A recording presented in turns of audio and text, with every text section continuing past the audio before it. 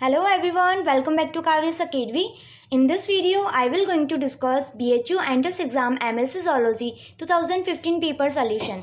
तो स्टार्ट करते हैं ना। ये पार्ट फोर्थ है। पार्ट फोर्थ के अंदर हम डिस्कस करेंगे 25 क्वेश्चंस को। ओके, तो part first second and third उसके अंदर मैंने 1 to 75 क्वेश्चंस डिस्कस कर दिया है, तो आप प्लेलिस्ट में जाके चेक कर लेना ना। तो BHU की जो लास्ट ईयर की पेपर है, अगर आप BHU एंट्रेंस एग्ज़ाम की प्रिपरेशन कर रहे हो तो मैं आपको एक चीज़ बता दूं, अगर आपने लास्ट ईयर के पेपर सॉल्व किए तो आपको काफ़ी ज़्यादा बेनिफिट होगा। ओके, क्यों होगा? क्योंकि BHU के अंदर मैक्सिमम मीन्स पेपर के एनालिसिस की बेसिस पे बता रही हूँ मैं आपको। ओके, कि जो लास्ट ईयर की पेपर है उसके क्वेश्चंस काफ़ी ज़्यादा रिपीटेटिव है ना।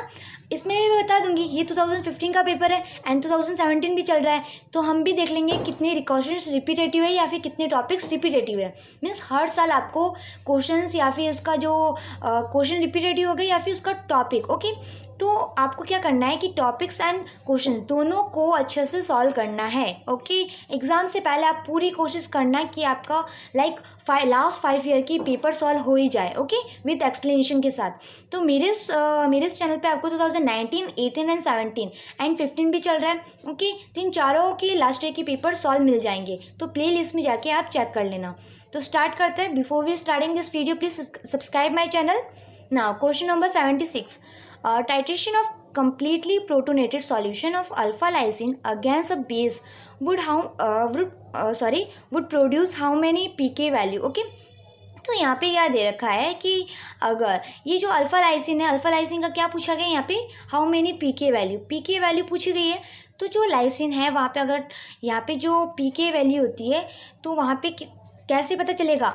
तो उसका जो यहाँ पे देखो, ये उसका लाइसिन का स्ट्रक्चर है। ओके, एंड यहाँ पे इस टर्मिनल पे क्या दिख रहा है? NH3, तो वहाँ पे एक पीके वैल्यू आपको दिखेगी। यहाँ पे क्या दिख रहा है? यहाँ पे एक NH3 दिख रहा है, तो दूसरी पीके वैल्यू यहाँ पे दिखेगी।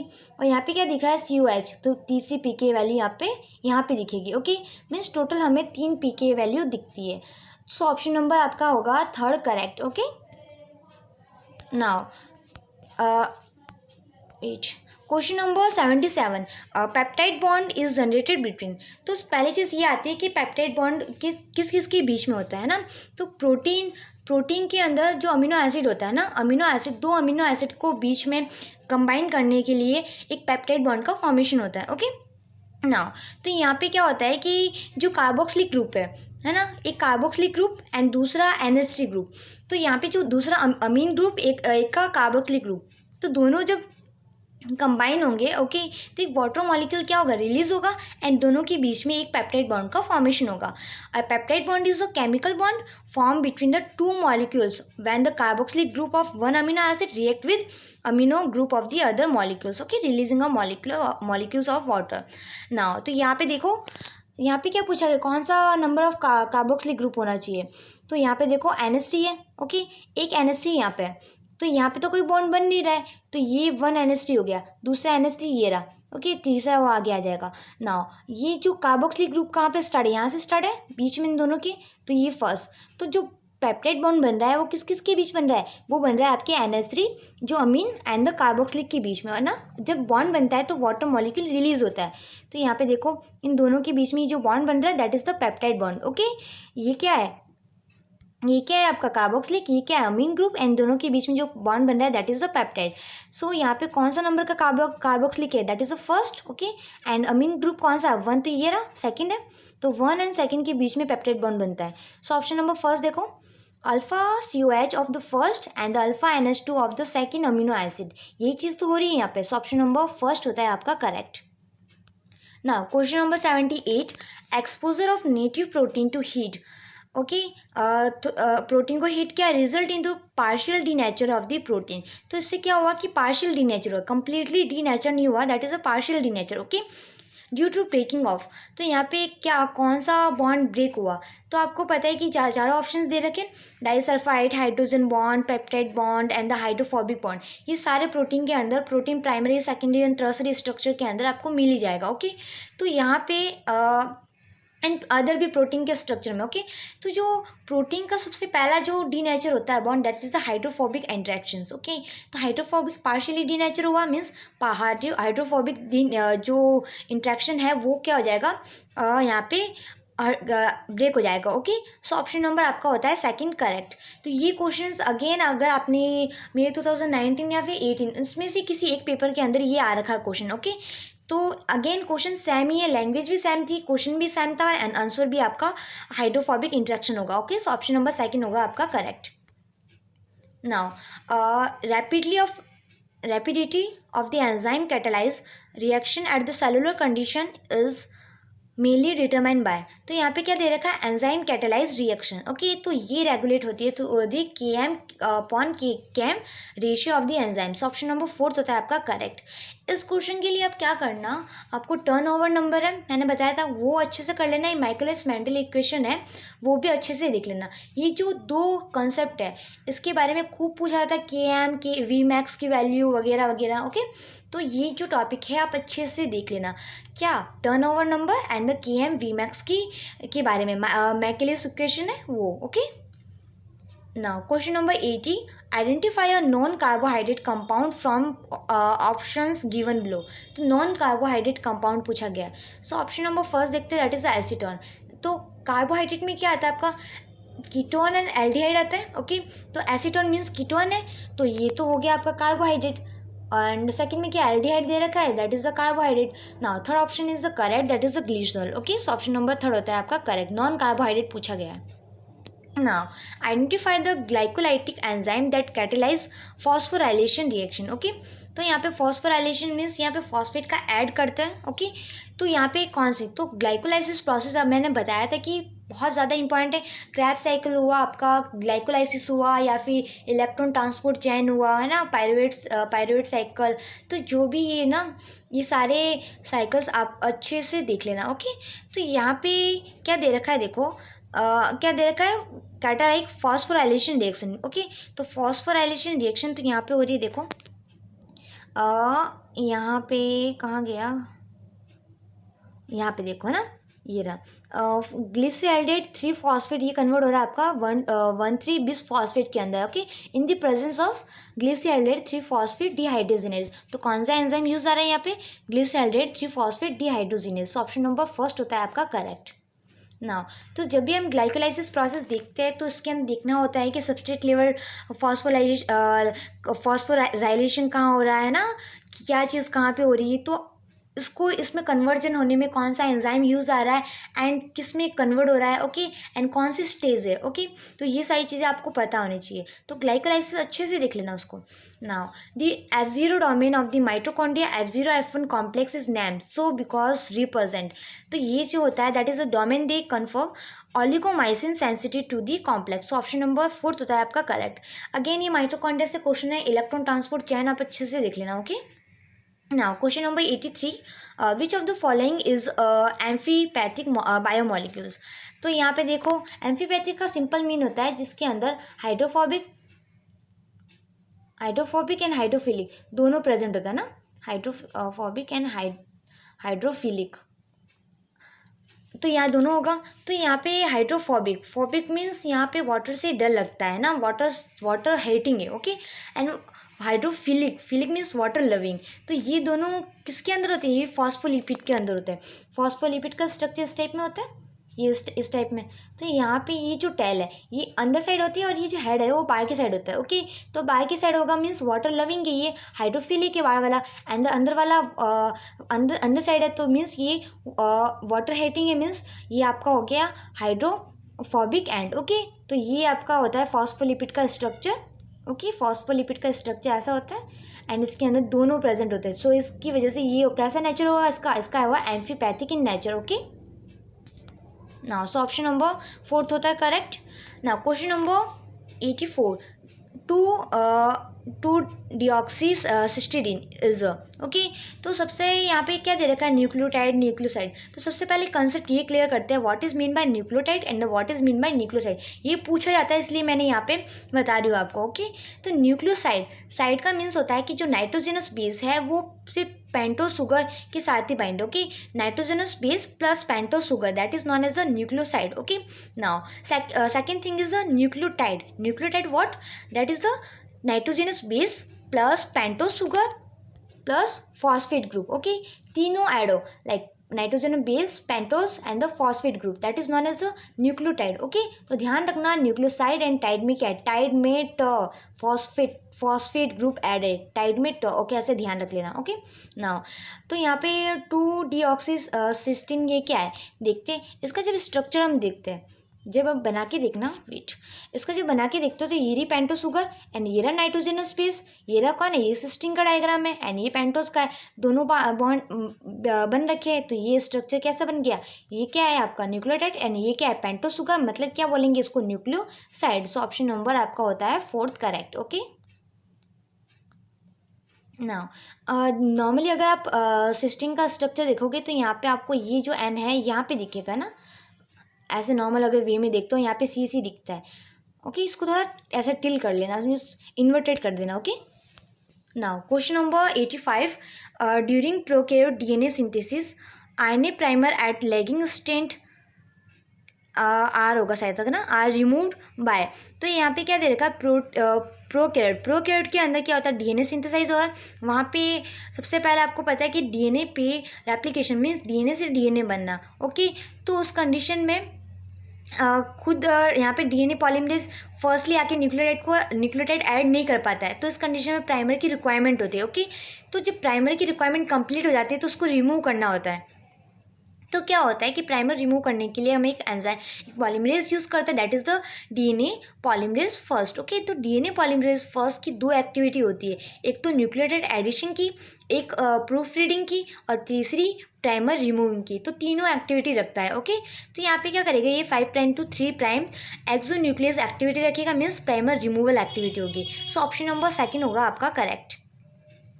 Now question number next, the polymerase that synthesize a polynucleotide chain in a template independent manner, means आपको पता है कि जब भी कोई भी आरएनए से डीएनए से आरएनए बन रहा है तो वो टेम्पलेट पे डिपेंड हो रहा है। ओके, मीन्स उसको एक सहारा चाहिए, है ना, लाइक ये 5' to 3' है तो ये 3' to 5' होगा। ओके, तो यहाँ पे अगर टेम्पलेट नहीं हो तो उसके सामने वाली जो न्यूक्लियोटाइड है वो सिंथेसाइज नहीं होगी। ओके, क्योंकि इसके कॉम्प्लीमेंट्री होता है ना, इसलिए नाउ तो यहाँ पे क्या होता है कि जब हम एमआरएनए का फॉर्मेशन हो जाता है तो उसके एंड में क्या होता है कि बहुत सारे ए एडेनिन ऐड करना होता है, पॉली एडेनिन। ओके, तो पॉलीमरेज होता है, तो यहाँ पे पॉलीन्यूक्लियोटाइड का एडिशन होता है, पॉली ए टेल बनती है। तो यहाँ पे जो पॉली ए पॉलीमरेज है वो पॉली ए मीन्स एडेनिन का ऐड करेगी और उसको किसी टेम्पलेट की मीन्स यहाँ पे कोई सारा सामने कोई स्टैंड की ज़रूरत नहीं होगी। ओके, मीन्स ये क्या है, ये टेम्पलेट इंडिपेंडेंट है। ओके, मीन्स टेम्पलेट पे डिपेंड नहीं करता है। सो ऑप्शन नंबर आपका होगा पॉली ए पॉलीमरेज। ओके, जो पॉली ए टेल एमआरएनए पे ऐड करती है। ओके, सो ऑप्शन नंबर 4 होता है आपका correct. Now question number next, formation of Laurent configuration is a characteristic of, ये अगेन रिपीटेटिव है, ये 2015 का पेपर है, 2017 के अंदर again same to same question है। ओके, तो सबसे पहले ये चीज़ आती है कि Laurent क्या होता है। तो देखो ये आपका HNRNA होता है। ओके, तो वहाँ पे एक्सॉन एंड इंट्रॉन। ओके, ऐसे देखो इंट्रॉन, तो हमें क्या करना है कि इंट्रॉन में कोई इन्फॉर्मेशन है नहीं, इसको रिमूव करना है और एक्सॉन को बाइंड करना है। तो इस कंडीशन में क्या होता है कि जब इंट्रॉन को रिमूव करते हैं तो इस टाइप का स्ट्रक्चर ये लेता है। ओके, तो इस स्ट्रक्चर को ये बोलते हैं लैरिएंट कॉन्फ़िगरेशन। सो ऑप्शन नंबर ये कहाँ पे यूज़ होता है, आरएनए स्प्लाइसिंग हो रही है यहाँ पे। सो ऑप्शन नंबर 1 होता है आपका करेक्ट। ओके, एंड फिर ये जो एक्सॉन होता है, एक्सॉन ऐसे बाइंड हो जाएंगे एंड जो इंट्रॉन होगा वो ऐसे बाहर निकल जाएगा। ओके, ये आरएनए स्प्लाइसिंग का प्रोसेस है। कुल मिला के आपको एक चीज़ ध्यान रखनी है कि एमआरएनए के बाद जो भी प्रोसेसिंग होती है, लाइक कैपिंग हुई एंड स्प्लाइसिंग हुई एंड पॉली एडिनाइलेशन हुआ, तो ये सारी चीज़ें आपको पता, पॉली ए टेल लगता है ना, तो ये सारी चीज़ें आपको पता होनी चाहिए। Okay, Now, question number 88. A charged DNA tRNA amino acid is linked at. तो यहाँ पे चार्ज tRNA पे अमीनो एसिड कहाँ पे लिंक होता है? ओके, तो ये क्वेश्चन कुल मिला के tRNA के बारे में खूब पूछा गया है ना। tRNA के बारे में कुछ ना कुछ पूछ लिया जाता है। तो कभी ये पूछा जाता है कि कौन सा एंजाइम रिस्पॉन्सिबल होता है tRNA को चार्ज करने के लिए, है ना। तो आपको पता है tRNA सिंथेटिस। ओके, एंड कभी पूछा जाता है कि कितने अमीनो एसिड है, कितने कितने बॉन्ड बनेंगे वगैरह वगैरह, सब पूछा जाता है। एंड tRNA की प्रॉपर्टी क्या है। तो इस टाइप के क्वेश्चंस आपने लास्ट ईयर के पेपर सॉल्व कर लिए, तो आपको पता चल गया होगा क्या क्या प्रॉपर्टीज़ है ना। तो जब हम tRNA का स्ट्रक्चर देखते हैं तो यहाँ पे क्या होता है कि ये एक तो 5 प्राइम एंड होता है, एक 3 प्राइम एंड होता है। तो यहाँ पे जो 3 प्राइम वाला एंड है, तो वहाँ पे भी एक चीज़ ध्यान रखना। यहाँ पे भी जो यहाँ पे क्या होता है, ओके पहले ये चीज़ देखो, tRNA 3 प्राइम है। ओके, तो यहाँ पे अमीनो एसिड बाइंड हो रहा है, तो यहाँ से ये अमीनो एसिड बाइंड हो रहा है, यहाँ पे एस्टर बॉन्ड का फॉर्मेशन हो रहा है। ओके, एस्टर बॉन्ड का फॉर्मेशन होगा, ध्यान रखना tRNA एंड अमीनो एसिड के बीच में एस्टर बॉन्ड का फॉर्मेशन होगा। ओके नाउ, तो यहाँ पे जो 3 प्राइम एंड है, तो 3 प्राइम एंड पे क्या होता है, देखो अगर 3 OH पे अगर बाइंड हुआ अमीनो एसिड, तो वहाँ पे विच क्लास सेकंड का जो एंजाइम होता है ना tRNA सिंथेटिस, ओके वो यूज़ आएगा। अगर अगर यहाँ पे 2 प्राइम OH पे अगर 2 प्राइम OH पे अमीनो एसिड बाइंड हुआ, तो इस कंडीशन में क्लास फर्स्ट वाला यूज़ आएगा। तो ये वैसे थोड़ा डीप हो गया, बट ऐसे इंफॉर्मेशन के लिए ध्यान रखना। तो यहाँ पे कुल मिला के ये पूछा गया कि अमीनो एसिड कहाँ पे लिंक होता है, वो 3 प्राइम एंड पे होता है। सो ऑप्शन नंबर फर्स्ट होता है आपका correct. Now question number 89, formation of prokaryote translation assembly is initiate at. तो सबसे पहले ट्रांसलेट क्या होता है, ट्रांसलेशन क्या होता है, मीन्स आरएनए से प्रोटीन बनना। ओके, तो यहाँ पे जब आपको पता है कि जो mRNA है ना, mRNA यहाँ पे क्या होता है कि सबसे पहले इनिशिएशन में क्या होता है कि सबसे पहले स्मॉल सब यूनिट, जो प्रोकैरियोट की यूनिट कितनी होती है, प्रोकैरियोट 70 राइबोसोम होता है, मीन्स इसका होता है उसका 50 30 एंड 40 होता है, नहीं 30 एंड 50 होता है ना, 30 एंड 50 यूनिट होती है। तो ये जो 30 यूनिट है वो यहाँ पे आके बाइंड होती है। ओके, तो फिर जो आगे प्रोसेस होती है, फिर बड़ी यूनिट बाद में आती है। तो पहले ये पूछा कि इनिशिएट एट, तो 30 एस राइबोसोम। ओके, सो यहाँ पे कुछ नहीं है, नॉर्मल ट्रांसलेशन ट्रांसक्रिप्शन एंड जो आपका प्रोसेस है नॉर्मल आपको ध्यान रखना है। ओके, एंड प्रोकैरियोट यूकैरियोट दोनों का। Okay now 90, poly A tail is found in, बहुत सिंपल बहुत इजी क्वेश्चन है। पॉली ए टेल अगेन मैंने अभी जस्ट बताया था कि mRNA बन जाता है, उस पर बहुत सारे एडेनिन ऐड करते हैं, है ना, तो वो that is a poly A. तो पॉली ए टेल किस पे मिलती है आपको, mRNA पे मिलेगी। सो ऑप्शन नंबर आपका होता है fourth correct. Now question number 91, consensual mimicry is exhibited by. तो जो मिमिक्री होती है, मिमिक्री, ये जो मिमिक्री है इसके अंदर क्या होता है कि जो इंसेक्ट है ना, जो इंसेक्ट है वो कम्प्लीटली मिमिक हो जाता है, मीन्स कम्प्लीटली उसमें छुप जाता है। लाइक पेड़ हुआ तो पेड़ की जो बार्क है, ओके, तो अगर वो पूरा का पूरा उसकी बार्क के जैसा अपना कलर चेंज कर लेता है। तो ये जो इंसेक्ट के अंदर होता है नॉर्मली, तो यहाँ पे जो आपका कैलिमा दिख रहा है दैट इज़ द बटरफ्लाई, ऑक लीफ बटरफ्लाई। ओके, सो ऑप्शन नंबर फर्स्ट होता है आपका correct. Now, question number 92, genetic variability in the natural population is generated by। genetic variability, हमें जीन के अंदर अगर वेरिएबिलिटी है, मीन्स म्यूटेशन की वजह से वेरिएशन आ रही है। सो ऑप्शन नंबर थर्ड करेक्ट हुआ। म्यूटेशन क्या होता है, सडन चेंज इन जीन, है ना। Now question number 93, the term sibling species was propose by. Sibling तो ऐसा लगता है कि BHU का बहुत मीन्स फेवरेट क्वेश्चन है ना, सिबलिंग स्पीसीज हर एंट्रेंस एग्जाम में पूछा जाता है, एक नहीं दो क्वेश्चन आ जाते हैं। तो यहाँ पे जो सिबलिंग स्पीसीज क्या होता है कि सिबलिंग का मीन्स भाई बहन समझो आप, है ना, एक एग्जांपल के थ्रू बता रही हो। सिबलिंग का मीन्स एक जैसा, मीन्स दो और स्पीसीज मान लो, दोनों एक जैसी दिख रही है, दिखने में तो एक जैसी है बट आपस में रिप्रोडक्शन नहीं करेगी। That type of species is known as the sibling species. Okay, ध्यान से सुनना, दो स्पीसीज दिखने में कैसी है, आइडेंटिकल है, बट रिप्रोडक्टिवली आइसोलेटेड है। ओके, सो एंड ये कंसेप्ट आपने दिया था मेयर, एंड ये बायोलॉजिकल स्पीसीज कंसेप्ट के अंदर आता है। सो ऑप्शन नंबर सेकंड होता है आपका करेक्ट। अगेन मैं आपको बोल रही हूँ कि जो स्पीसीज कंसेप्ट है वो अच्छे से देखना, like biological species concept, evolution species concept, morphological species concept है ना, उसको टोपोलॉजिकल बोलते हैं, एंड बहुत सारे स्पीसीज कंसेप्ट होते हैं, तो वो अच्छे से क्लियर कर लेना concept. Okay, now question number 94, deviation from Hardy-Weinberg equilibrium is tested by.